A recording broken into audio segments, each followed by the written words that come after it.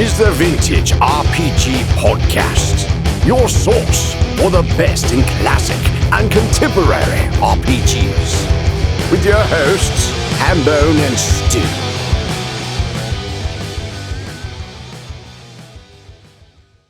Welcome to the Vintage RPG Podcast, coming at you again from the clubhouse hidden somewhere in the swamps of New Jersey.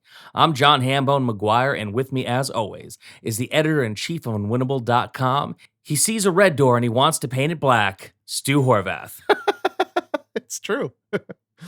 Red is a gaudy color for a door, and I like black. There you go. It's like my heart. Well, speaking of painting it black, today we are going to talk about a subject that is, I would dare say, intrinsically tied to Dungeons & Dragons through the early years of D&D. However, it's a topic that we only kind of want to talk about once, so unlike other episodes where we're going to breeze through a topic for the first time and then we're going to deep dive into it later, this is your one-and-done episode about the Satanic Panic. Ooh. Spooky, scary. Was that more of a like a UFO noise on my end? It felt good. Okay, yeah. I mean, Playthrough. Spooky. It is spooky. Oh man, I totally don't want to do more episodes on the Satanic Panic. I just want to get this out of our system. If you're interested in the Satanic Panic down the line, you can always come back and find this episode. I don't want to keep talking about this. It's interesting though because we are a little over a year into the Vintage RPG Podcast. Yeah. And this Satanic Panic does come up a lot when we talk about classic D&D.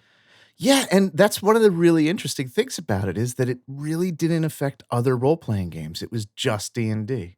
Well, I think it's because D&D was and continues to be the biggest RPG of all time. D&D is the GOAT. Yeah. And when you look at mainstream media, especially in the 80s, when there is no internet, it is what you see on TV and what you read in the newspapers, and that's it. They're only going to talk about the GOAT. They're only going to talk about Dungeons and Dragons. You know, they're not going to be talking about Call of Cthulhu on 60 Minutes. Yeah, but it's just funny because, like, when you dig into a whole bunch of the older stuff, you know, like GURPS Fantasy has like a pentagram and a demon coming out of it. That Fantasy Wargaming has a demon coming out of a book, and they all embraced that, but they didn't catch any flack for it. I think that's super interesting. Especially Cthulhu deals with, like, everything evil. Yeah, I mean, it's the evilest stuff that you could deal with. But let's take a step back, right? And kind of try and put this in perspective, because I feel like one of the things that, as people who are heavily into tabletop role-playing, is that we kind of forget that the Satanic Panic is part of a larger thing, right? Right. And an older thing. Like, this kind of mass hysteria is something that goes all the way back to, like, forever ago. Like, you could go back to the Salem witch trials, and that's sort of the same kind of thing. You could go even further back to, like, some stuff like blood libel and propaganda against early Christians in Rome. There's always been, like, a targeting of groups and accusing them of really bad, evil stuff, like blood sacrifice and killing babies and things like that. So in the late 60s, we have a period of time where, you know, you have, like, out of the hippie movements and, like, the psychedelic movements, all that stuff, there's like a more of an interest in the occult, right?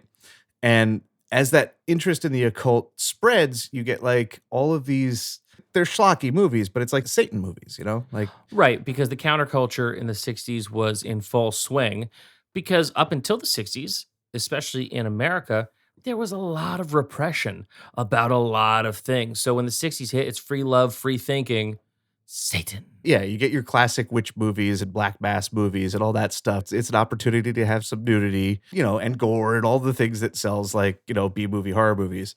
And that continues on into the mid-70s, right? And that is when the satanic ritual abuse allegations start to come together as, like, what is this? There's obviously a vast international cabal of Satanists that are trying to kill our children or indoctrinate them into Satanism, right? Yeah. And it's like, what? Seriously? That's a leap. It all falls apart eventually because people start using logic and they're just like, wait, hold on a second, that there's hundreds of sacrifices and, like, there's satanic cops who are in on it, and, like, what? What? Yeah.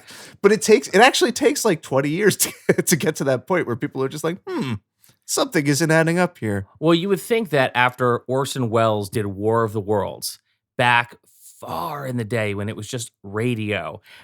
That's a fool me once I can totally see with everyone getting fooled by. But once you get into the swinging 60s, and it's like there's an international cabal of Satanists and Satan cops. It's like, well, fool me once, shame on you. Fool me twice, I'm probably a failed writer trying to get something off the ground. I'm just trying to get over any way I can. Yeah. So obviously this comes from a very hardcore evangelical Christian subset in America that just is freaked out about cultural change, right? Right. And they get it in their heads, and it becomes this hysteria that there is this international conspiracy of Satanists perpetrating what they call satanic ritual abuse. And it's the indoctrination of kids through, promising them of magic powers. And you would have like the recovered memory therapy comes into this, where like they would go to shrinks and the shrinks would sort of feed them prompts, and then they would come up with these lurid stories about like their parents bringing them to a black mass and sacrificing babies and stuff. Some real Winter Soldier shit. Yeah, totally. And it was all like the larger picture of what the Satanic Panic is in the late 70s going into the 80s. As soon as like people got worried that there were Satanists out there preying on their kids, they started to bring in other stuff that they could potentially be using to prey on their kids. So you got heavy metal, you got cartoons like He-Man. Yeah, I know. And you got Dungeons and Dragons. The real zero point for Dungeons and Dragons getting wrapped up in this, there was a little bit of controversy about some of the art and some of the subject matter in the early D&D stuff. Eldritch Wizardry has like a naked lady on an altar and there's demons and stuff in it, and that's back in 1976. But hey, man, everyone likes drawing on their notebooks when they're a kid. Yeah, and sometimes there's boobies. But parents saw boobs, especially in the first edition Monster Manual, and they were just like, what? Boobs? Demons? Like, this is for my kid. And I get that. There's always that idea that this is a children's game, right? Two 40-year-old men who have a podcast about it, but it's a children's game, right? Allegedly. So there was a little bit of trouble with this early on, but it really didn't hit and connect itself to Dungeons & Dragons until the James Dallas Egbert III case. Just want to put it out there. First off, dude's got 3 names. Secondly, he is the third. Yeah. I feel like that never works out well. And I don't really want to get into him personally, what his problems might have been, but there was definitely a lot of familial pressures that he could not handle. Yeah. So Egbert's a kid. He gets into college. He's going to Michigan State University. He has some problems, emotional problems, and he disappears, right? This upsets a lot of people, obviously, because, a kid disappeared. Suddenly, all of these rumors, he was into Dungeons & Dragons. And this is something that gets carried forth forever and ever as like an urban legend kind of thing. There was talk that kids played live-action Dungeons & Dragons in the steam tunnels underneath the university. That's probably a really cool place to play D&D. Yeah. Hot. Really cool, hot, dangerous. Smelly. The initial theory was that he was playing Dungeons & Dragons and got lost down there. And he's down there still. Ooh. Yeah. So his parents are upset enough that they hire this guy, William Deere, who's a private investigator out of Texas. And oh boy. I'm looking at a picture of him right now. It's his author photo because he did write a book called The Dungeon Master. Yes. The Disappearance of James Dallas Egbert III. And there is a map. I'm air quoting this for people listening at home. A map that looks like a sort of a dungeon with a picture of the kid with a red line through his face. On the back of the book, there's an author photo. And that author photo is rather amazing. It looks like an outtake from the movie The Untouchables. He's got a big old bushy mustache and he's holding a Tommy gun, wistfully looking off into the distance. Yeah, he's an interesting cat. He's still got a website that is interesting. High-profile Texan gun-toting private investigator in the late 70s. 1979 is when Egbert disappears. And he gets on the scene. He hears these Dungeons & Dragons stories, and he starts theorizing that the kid played Dungeons & Dragons and kind of lost track of reality. And the thing that puts this in the public is that he didn't think that privately. He thought that to the press. Well, of course, because any man who would be wistfully looking off in the distance with a Tommy gun in his hands on an author photo, I feel like wants to be seen for something. Yeah. And at this point, James Dallas Egbert III, before he got lost, he attempted suicide. Yeah. And then he attempted suicide by getting lost in the tunnels. Yeah. And when you come across a lot of this information, to go in the year 1979, well, there is this evidence, but this is a player's handbook, and there is a picture of, it looks like a demon on the cover, and jeweled eyes, and maybe puts it all together in his Rockford file brains. It's got to be this. Yeah. You know? And the press takes that and runs with it. Of course. And because nobody understands Dungeons and Dragons at this point. Like, it's not like 40 years on, we can look back and be like, yeah, they're stupid. But it was not an easy thing to give an elevator pitch to, you know? Oh, of course not. There's an awesome interview with Gary Gygax on 60 Minutes. Oh, yes. And in it, they actually interview some Dungeons and Dragon players. One of the guys like, yeah, man, if your character's evil, like, you could like murder and like rape and, fight and pillage. But, everyone else is good characters, which is against that stuff. But in the end of the day, you go home and, you're not going to rape or pillage and murder anyone. It's not your characters. It's just like, let's find the most unphotogenic idiot we can and just say, hey, talk about this. And he's like, yeah, man, like, Yeah, we rape and pillage. It's cool. it's cool. It's what we do on Tuesdays. Yeah, so you're dealing with just like an undereducated population. It's the fault of the game publishers because they didn't have the tools or the knowledge. Like, it wasn't established enough yet for them to be really good at like dismissing that kind of problem. So the press runs with that. And Deere eventually finds Egbert. He moved to like a couple places, winds up in Louisiana and was working as like a steam fitter or something. And Deere brings him back. Eventually, Egbert does make good on his suicide. And it had nothing to do with D&D. It had everything to do with like his own, emotional problems, like pressures from his family, a lot of stuff. But it lives on in the consciousness of people as like it was D&D's fault. Deere actually in the Dungeon Master, which is a pretty good book, all told, if you want to get really into like what the case is all about. He regrets having brought up D&D. He didn't really understand what he was talking about. He was kind of shooting from the hip, like, oh, maybe this is something. And the press seizes on it and makes it a big deal. And he feels like it kind of distracted from a lot of the stuff that was actually going on in the case and unfairly tarred the game. And he wrote that in like 84, 85. So like he definitely had like oh man, I kind of screwed up on that front. Had a little time to think about it. Yeah. I mean, he still does have a photo of himself with a Tommy gun on the back cover. He's an interesting dude. Yeah. Well, I think he probably realized that he couldn't get any more juice out of that lemon. You know what I mean? Like he squeezed it dry and was like, oh, maybe I can't really keep talking about Dungeons and Dragons because now it's like 4 years later and we're all right. Yeah. So Deere retrieves Egbert. Egbert commits suicide, unfortunately, in 1980. And almost immediately after, we have three things that really, if it wasn't already cemented in the minds of people that this is a dangerous game for children to be playing, you have Rona Jaffe's Mazes and Monsters novel comes out. John Coyne's novel Hobgoblin comes out. And by the end of the year, Mazes and Monsters is made into a TV movie featuring Tom Hanks. And for those listening at home, all of this is about the James Dallas Egbert story. Yeah, it's basically a fictionalized account of emotionally troubled people playing Dungeons and Dragons, taking it too seriously, getting lost in the game, and having basically a psychotic break. In the movie, Tom Hanks is like wandering around the sewers, like thinking he's an elf or whatever, and like it's terrible. It's so divorced from anything that actually happens to the human mind when it's upset, you know? Yeah. I bet that Tom Hanks really only regrets that. Like, people would probably say bosom buddies, but I'm going to go with Mazes and Monsters. Yeah. I mean, it's bad. I highly encourage you to track it down and watch it once, but you'll get absolutely nothing out of it. You'll just wind up shaking your head the entire time. It's terrible. It's one of the worst movies I've ever seen. But that idea, coupled with the steam tunnels, which I think is like a super evocative thing, because like even people who think that all of this stuff is nonsense kind of go like you did. Like, that sounds like a cool place to play Dungeons and Dragons.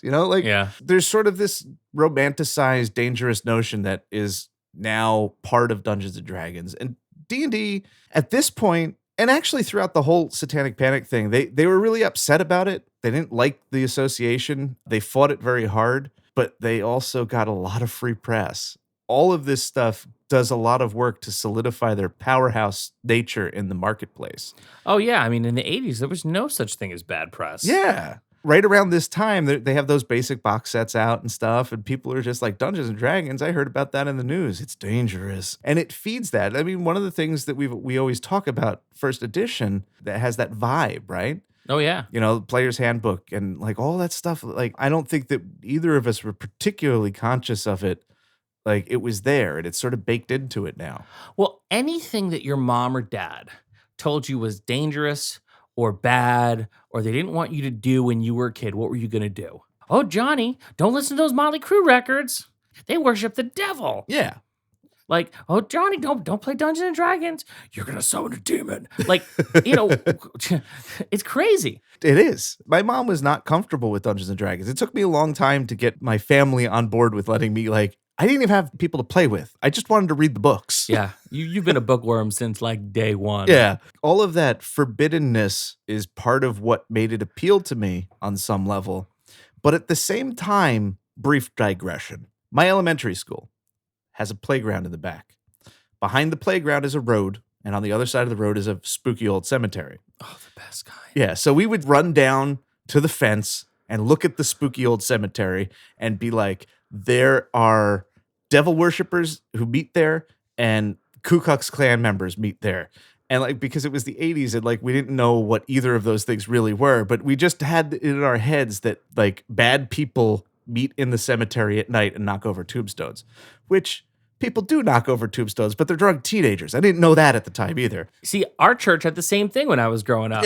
Right? Like, oh, we heard there's devil worshipers in that cemetery. And they told us for two reasons. One, don't go in the cemetery. Yeah. You shouldn't be hanging out in cemeteries anyway. You're children.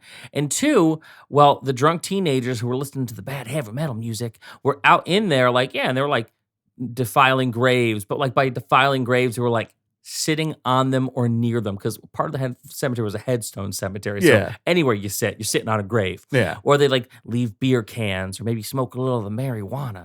You know, it's Satanists in the most Scooby-Doo sense of the word, where it's just like, well, let's see who's under the mask. Well, it's Jimmy the Burnout. He's wearing his Motley Crue t-shirt and like, oh, his mom's gonna be so mad at him when she finds out he broke curfew again. Yeah, exactly. But like, I remember being so fascinated by this idea that there were like devil worshippers in the cemetery, but absolutely terrified by it too. Yeah. Like, I just wanted nothing. You could not have paid me to go into that cemetery at night until I was a teenager. Well, yeah, I mean, I had kids down the block and they were the bad kids. Yeah. And I remember my babysitter would go and hang out with them and she'd like, just bring me along because it was the daytime and they were hanging out. And they were like, yeah, we're hanging out. We're in the cemetery. And I was like, guys, but there's devil worshippers in the cemetery.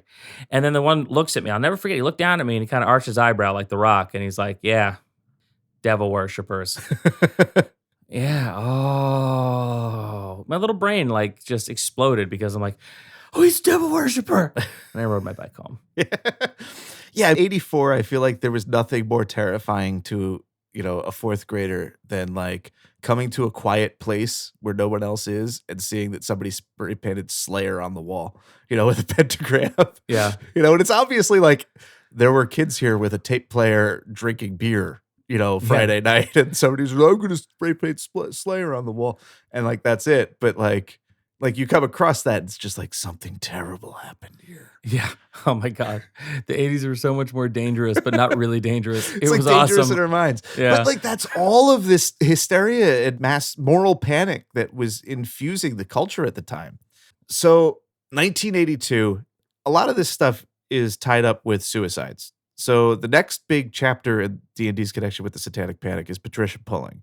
Her son committed suicide, and she believed that Dungeons & Dragons was to blame. So this is in 1982. He kills himself, and she founds in 1983 Bothered About Dungeons & Dragons. BADD.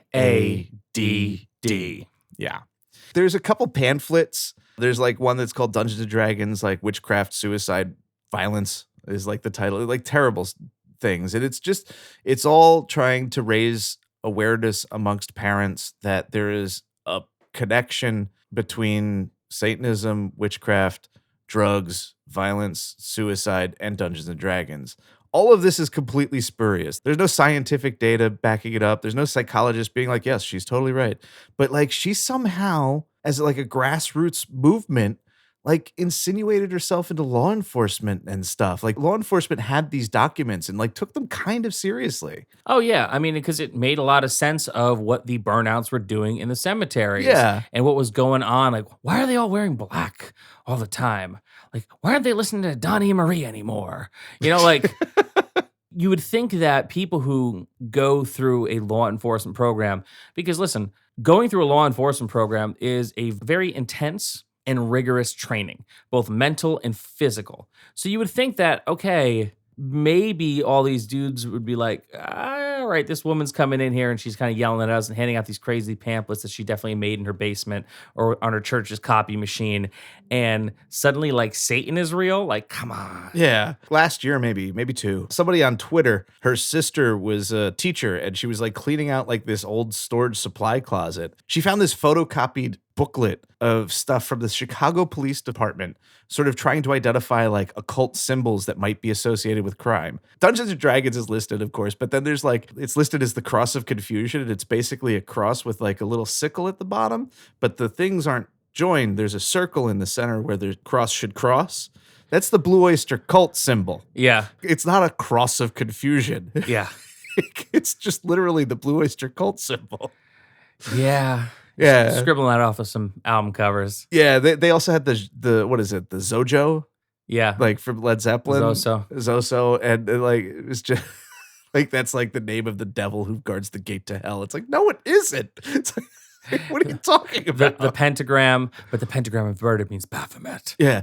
You have to appreciate too that like it's a lot harder to debunk that kind of stuff in 1985 because like you had to go to the library to do it and you had to look through a lot of books. Like now you could just look up like Cross of Confusion and there's like a whole bunch of people being like, that's not a thing. Yeah, I get that. But that said, common sense? Again, it functions as like a hysteria, the same like a witch trial. Like you look at the witch trial events in Salem and you're just like, this was crazy and people should have known better. But when you're in it, yeah, you don't see that. And this is like something that functioned on a nationwide basis. And like people just kind of believed it and didn't see it, didn't stop to think for years. And eventually they did, thankfully. Yeah. I mean, we are having this conversation in 2019, so I'm seeing a lot of parallels. Oh, yeah. It is crazy how hysterical people have gotten as of late.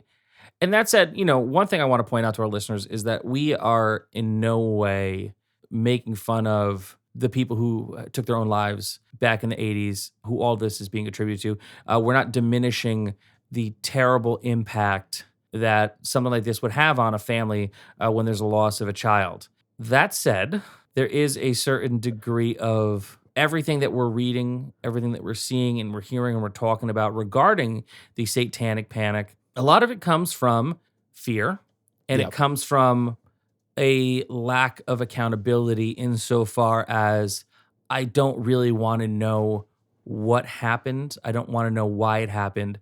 But, look over here. This book has a devil on it. That's to blame. My kid would never have done that. It's totally, he read this book and now it drove him to madness and he killed himself.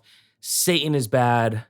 Let's do this. I understand it is a way of kind of grieving without confronting, right? Of course. But this is a pattern that happens over and over and over again. It happened with Egbert. It happened with Patricia Pulling's son. It happens with Ozzy in 85 with Suicide Solution. And it also happens in 1990 with Judas Priest. And it's a cover. It's not even their song. The song Better By You, Better Than Me wasn't even a Judas Priest song. It was written by Gary Wright. Do you know what else Gary Wright wrote? Haven't a clue. Dreamweaver. Oh, Jesus. Oh, yeah. He wrote Dreamweaver. Come on, can you get me through the night? Yeah, that Gary Wright. Yeah, and the accusation against Judas Priest was that they somehow backmasked the vocals so that, if you played it backwards or there was a subliminal message somehow that said, do it. Not that do it implies like suicide. It's just like, maybe it was like, just do it. Isn't that like Nike or something? That's Nike. Yeah. Are they Satanists? Maybe. Yeah. I mean, they make fantastically comfortable sneakers. It's true. And that's the thing, though. What does do it even mean? And also, let me tell you about rock and rollers. I'm going to do a little digression here. Rock and rollers, by and large, are dumb. And They don't want to sit there in the studio. Oh my God, you know what would be so cool? Let's make a backward vocals track that just says do it, which means nothing. Like, even Rob Halford said in the interview afterwards, he goes, why would we put in something that said do it? If we were going to have a subliminal message, it would say, buy more of our shit. Yeah. We don't want our fans offing themselves. Like, Yeah. that's terrible business. Wildly counterproductive for a band. But again, capitalistic impulses don't count when you're at the head of an international cabal of Satanists. Oh, Stu, how could I have forgotten? Jeez. It's a different way of viewing reality that makes things that shouldn't make sense, Yeah. Don't forget, people, that you can find Rob Halford of Judas Priest on YouTube singing in court as part of this trial, and it's so worth it. Oh yeah. He's just like, not in leather. And like his lawyer makes him do like the chorus or whatever. And there's like this stupid conversation about like, what's the exhalation of breath at the end? And he's just like, that's just how I sing. It's like, it's so dumb, but awesome. Yeah, I feel like a lot of lawyers got better after they watched a bunch of like LA Law and Order, and all these other court procedurals, because it feels like so not exciting. And it should have been so much more exciting when you got like Rob Halford in your courtroom and it's like, well, sing the song to me in court. And he's like, you know I get paid for this, right? Yeah, that case in particular was pretty weird because it was a double suicide that was in question. It occurred in 1985. So 5 years later, they file suit. You could kind of feel looking back that there was just, you've got to find somebody to blame. It couldn't have been you. It couldn't have been my kid. It had to be some external force that made this happen, right? Well, it's never my kid. Yeah. It's something that was very much instilled in me when I was young. And you would hear stories about other families and their kids doing things that they weren't supposed to do, or getting caught for doing something that they weren't supposed to do, or maybe, actually going as far as doing something abhorrent. And a parent would be like, oh, my kid would never do that. Like, I would hear my mother on the phone talking to someone else's mom, and it wasn't a wireless phone. It had the long cord that stretched from the kitchen all the way to the living room. But, oh, my kid would never do that. My kid would never. Dude, I tried to take my own life when I was 12. It wasn't heavy metal that got me to the edge. It wasn't the games that I was playing or the TV that I was watching. I had problems. I had very serious depression. I was getting bullied a lot. I wasn't in a very good place in my life. And yet, my mother and father couldn't believe that their kid would do something like that. So I do understand, from a very fundamental degree from when I was young, what these parents are going through and what they're seeing and what they're trying to put their thumb on. Because thankfully, hey, I'm here, guys. Yeah, absolutely. Totally happy to be here. And I know the holy hell that my parents went through after the fact. But for these parents in the 80s whose kids didn't make it, what's left is what we're going to focus on. It's terribly sad. And it's just so wrong-headed at the end of the day. And, in 1985, you also have the 60 Minutes thing that you already mentioned. Oh, the Gygax interview in that is spectacular. Folks, we'll put links to this in the show notes. It's a must-see because you do get to hear it from the perspective of the parents who lost their child and started bad. Why didn't they go Bandit against Dungeons and Dragons? It feels like such a better title than Bothered by Dungeons and Dragons. Yeah, I don't know. Like, Bothered is like, oh, they don't have my brand of tea in the supermarket. Like, not like my child took his own life. But Gygax just lays it right out for you there. And he goes, well, these people are just looking for something to blame instead of looking at, like, I forget if he said it was bad parenting or like a lack of parenting. It's just like, wow, Gary, bedside manner much? Yeah, he did no one any favors. Oh. Like, it's fantastic, like, from a rah-rah, ha-ha, Satanic Panic, these people are stupid kind of way to kind of see him hit like that, especially now. But in 85, like, people were kind of like, who is this jerk? Oh, yeah. That was some heel work he was doing on 60 Minutes. And their public relations guy, my lord, did not do them any favors either. Just stiff as a board. Yeah, and I mean, I understand that too. I mean, you don't want to be dealing with this. This is patently untrue. It's not your business. And it's just like, this is a waste of my time. I understand because I'm a crank too. You are a crank. But like, and the whole piece is like such a piece of terrible journalism. Oh, it's a hit job. Like, I often think just as the default, the 60 Minutes is a pretty good news program. And then I remember the Dungeons and Dragons piece, and it's just like, they're not infallible. They could do hit jobs. Like, it makes you question all of their stuff. Oh, 60 Minutes was notorious for doing hit jobs. Yeah. Like, you want to look back with rose-colored glasses that, Dan Rather's 60 Minutes was the, pinnacle of integrity for television news. But, man, they did some very suspect stuff, a lot of which came from, it's the 80s. You have a very limited scope of information. So a lot of it came from being very misinformed, a la the Dungeons and Dragons piece. And then sometimes, it's editorial. They drag some people. Yeah. And it was tailored to their audience. My grandmothers watch 60 Minutes. Of course. So they're the ones who are going to be upset about, Satanists preying on children. Yeah. So Patricia Pulling is in that too. And she has that tone of the issues advocate, but just twisted. You know what it really reminds me of? What's that? It reminds me of the 90s. We're kind of scratching at this, but this actually never went away. The formal Satanic Panic did, but in the 90s, we transitioned to, bad words and rap albums and video game violence. But it was okay when it was narc because you were killing drug dealers. Yeah. People still bring it up. Lawmakers bring it up that there's a causal relationship between violent video games and violent actions, that shooting people in real life is the same thing. It's like you look for an explanation that seems logical, that explains something that's horrific that you don't want to deal with, and you come up with something idiotic like video games kill people. Come on. I mean, they're still on that jive today. Yeah. Really just trying to, it's violent video games. It's not a gun epidemic in this country. Yeah. But kids play these video games. It makes them want to kill people. Yeah. No, it makes them want to drink more Mountain Dew and eat more Doritos. Come on, son. Yeah, you kind of hinted at this earlier, but look at the climate of conspiracy theory that we deal with every day in the news, like with QAnon and stuff like that. And the international cabal of pedophiles that QAnon is supposed to be like that's the same stuff. The details are different, but the impulses behind the way the conspiracies comfort people is the same.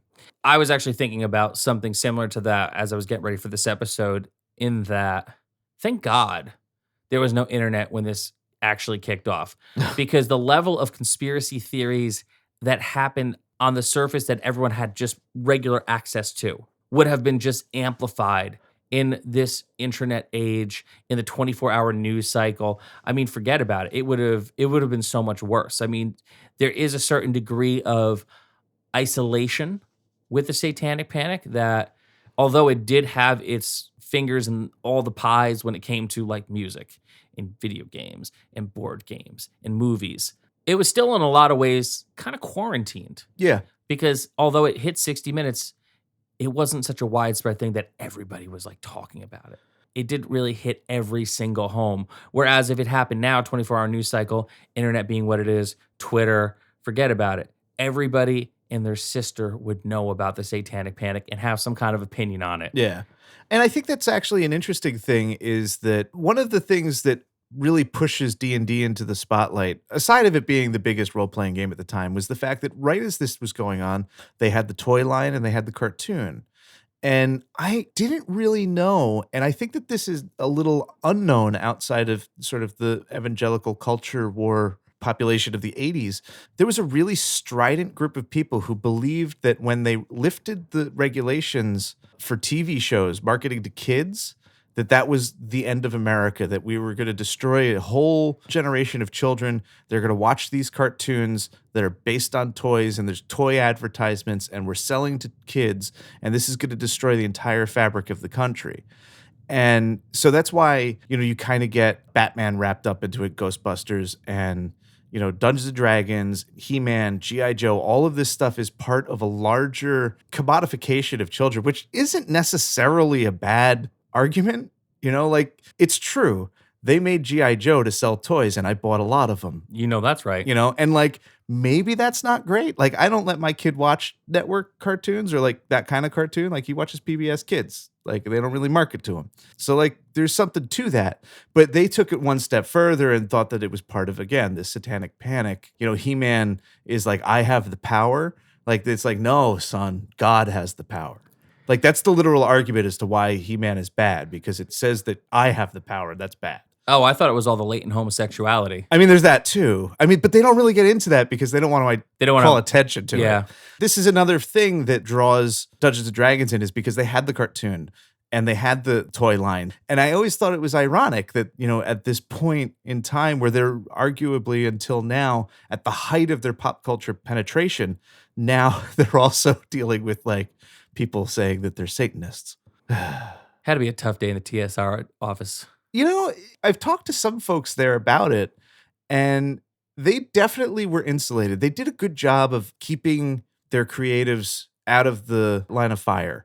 There were concerns, of course, we'll get to that in a second, and they were addressed on the game design side. But like in terms of like the firestorms and controversies, it was really handled by management. And it's probably one of the very few times I could say that management did a good job at TSR. Well, high fives and handshakes for that, guys. Yeah.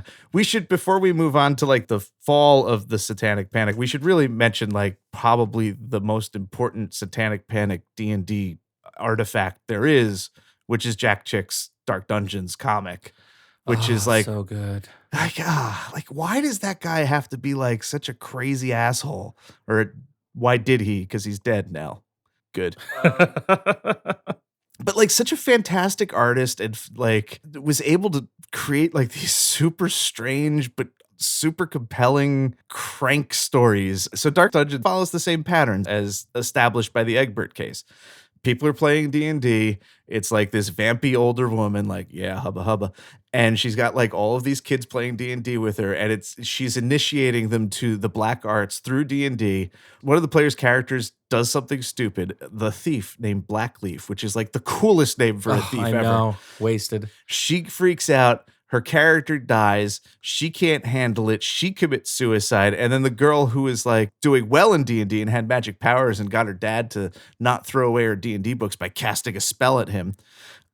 Like I wish. Yeah. I totally wish. Like why didn't I get magic powers? If anybody has magic powers because of D&D, you write to me and let me know how. Yeah, come on. In the 80s, look, D&D is so cool, and I love D&D so much, but D&D was never that cool. No. Like, if you had magic power in the 80s from playing D&D, I would have had a girlfriend.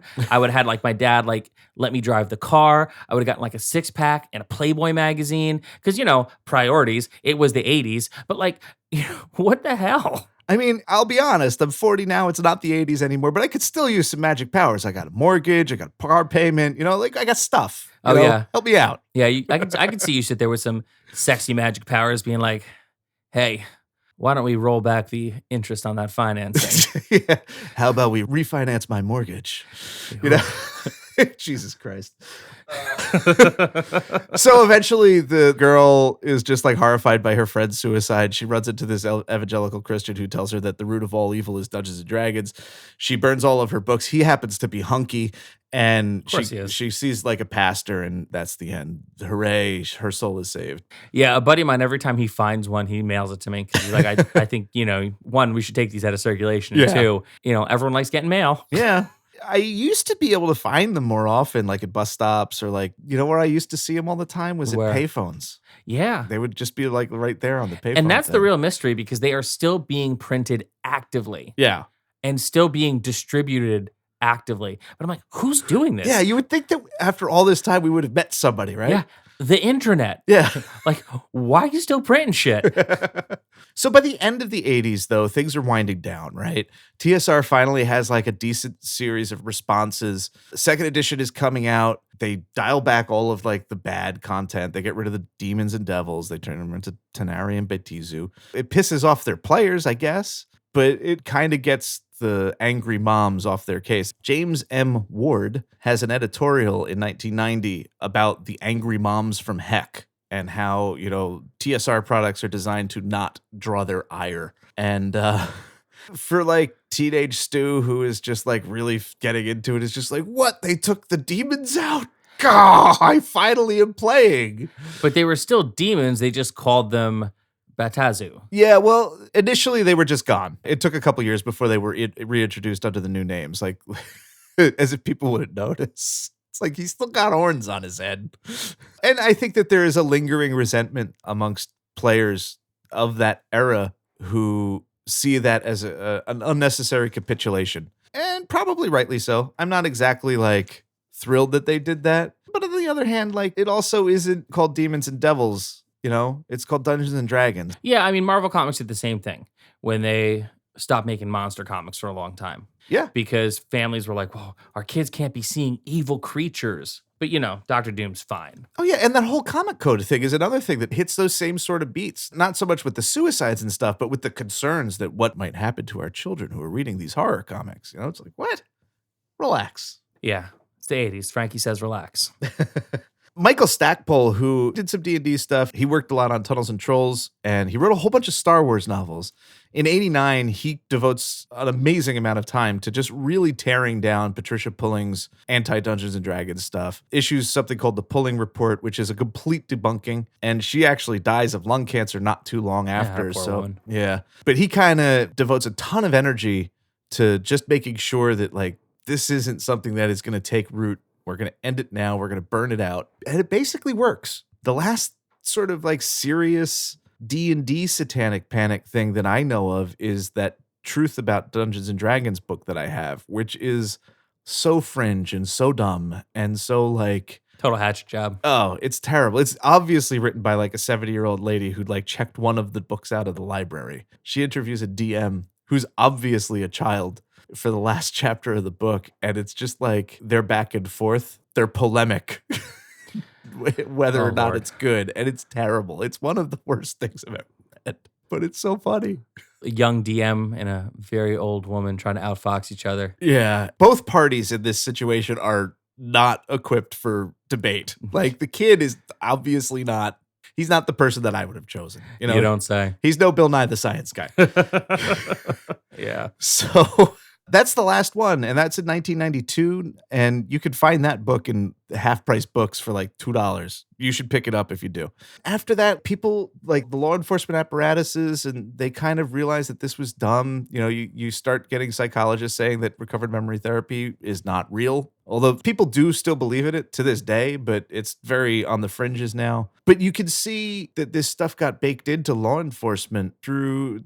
Probably the most famous case is the West Memphis 3, which is the killing of 3 kids by somebody who is still currently unknown, although there's some pretty good theories. And basically the town pins it on the 3 metalheads. Like, again, it's this idea that it isn't some, horrible situation. It has to be something bigger. It has to be these kids who are part of a cult, who listen to heavy metal music, who are different from us, who perpetrated this thing that is so horrific in our community. It can't possibly be a drifter or somebody who like has an actual motive. It's crazy. And then they got sent away for a long time. And then a couple years later, I think in 1994 is the San Antonio 4 case, which is 2 lesbian couples in San Antonio accused of sexual abuse of one of the person's nieces. And I believe the district attorney who prosecuted them is the last time that they mention a satanic angle in legal documents in a known capacity. So that's 1994. So this thing lasts from 1970 something, 76, 77 to 1994 before it dies out as the Satanic Panic and transmogrifies into naughty lyrics and rap and video game violence. What a world, man. Yeah. What a world. We're never going to escape this thing, but we could beat it by just knowing our stuff and not being dumb. Yeah. I mean, it's kind of right out there. You know, any final thoughts on the Satanic Panic, Stu? Yeah. The thing about it is that it does infuse everything that we think about role-playing games with a certain sense of danger and forbidden quality that I mentioned earlier. And it really is inescapable, but it also, as interesting as I have found it over the years, I also am very tired of it. I wish we could move on completely, but like I said, it's one of those things that we can't. We have to kind of collectively be cognizant of this period of history in our hobby so that we can make sure that, it doesn't happen again. And the fact that it has happened at least one more time in a different sort of game kind of tells me that we did a pretty bad job of learning that lesson in the 90s. Most people do generally a bad job at learning lessons. Yeah. Unfortunately. So remember, the only way that you can, fight ignorance is through knowledge. So learn your stuff. And don't live in fear. Yeah. There's nothing to be afraid about games. Be afraid of guns. Be afraid of like bad people doing bad things that you can see and feel. Like these imaginary boogeymen that have haunted us for like centuries. Like, don't let them scare you because we've got bigger problems. We certainly do. So, folks, that is our talk on the Satanic Panic. Your one-stop shopping for our thoughts on everything Satan. What? It's a comedy show, man. I had to bring it back. Hail! We get a little serious from time to time, folks. At the end of the day, we want everyone to have fun playing role-playing games. Don't live in fear. Live your truth. Be yourself. Be happy. And I know I talked about suicide a little bit in this show. If you are having some bad thoughts, definitely call a suicide hotline. Definitely reach out to a friend or a family member. And always remember, you are never alone. So, Stu, where can the people find you? They can find me, as long as they don't harass me about worshiping Satan, on Instagram at VintageRPG, every day posting about D&D and other RPGs. Very cool. You could find me on Twitter at Handbreaker. I mostly post about cute animals, Dungeons and Dragons, and professional wrestling. You could also find me on Instagram at John Hambone McGuire, where I take pictures of my day-to-day adventures and the other podcasts that I produce. And speaking of other podcasts, you can check out my other show, My Thai Happy Hour, where pop culture for weirdos wherever podcasts are found. So for Stu Horvath, I'm John Hambone McGuire. May the dice always roll in your favor.